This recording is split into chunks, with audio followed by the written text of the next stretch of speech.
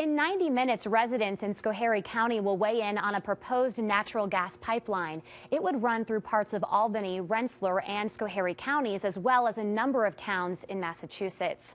Jennifer Lukey has been speaking to those who live along this proposed route. And Jen, this has been a very emotional issue.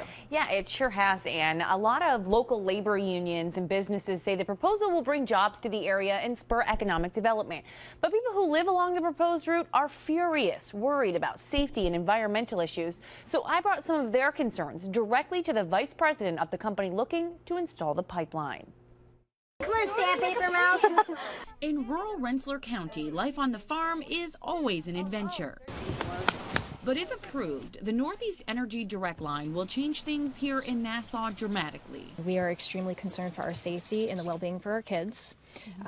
Doing research on this compressor station, it's going to be 90,000 horsepower, and it emits toxins and emissions on a 24/7 basis. And that station would go right across the street from Libby Reilly's house and farm. Her sisters and parents live down the road. The pipeline would run right near their homes, too. We're an industry leader in almost all categories of maintenance and operation of pipelines in a safe manner. Does that mean we're a perfect company? No.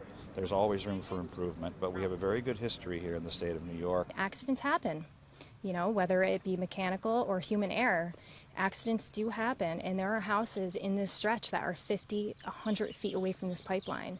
Libby, her family, and a large group of neighbors here and in other areas around the capital region where the pipeline would go have been lobbying the feds to consider rejecting the proposal. We thought we were protected with our zoning laws being zoned rural residential, and now we are being faced with an industrial structure that's going to go in the midst of 300 residential houses in a mile radius and 6 working farms. I hear you talking a lot about regional development, but there are parts of this project, correct me if I'm wrong, that will send natural gas up north to Canada for export overseas. Actually, that's not true. At least not yet. But if this pipeline gets built, there would be plenty of room on it for expansion. Having said that, we also are an open access line.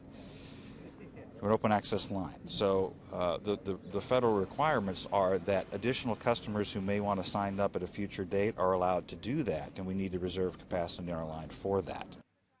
Where those future customers will be, who knows? Tonight's public hearing is at 7 o'clock at the Holiday Inn in Schoharie. Next Tuesday, federal regulators will host another one in Pittsfield, Massachusetts. It's likely to take about a year for the feds to put together their final report, environmental studies, and then ultimately it'll be up to the commission to decide whether this pipeline goes through. We, of course, will continue to monitor the situation. Ann. Thank you.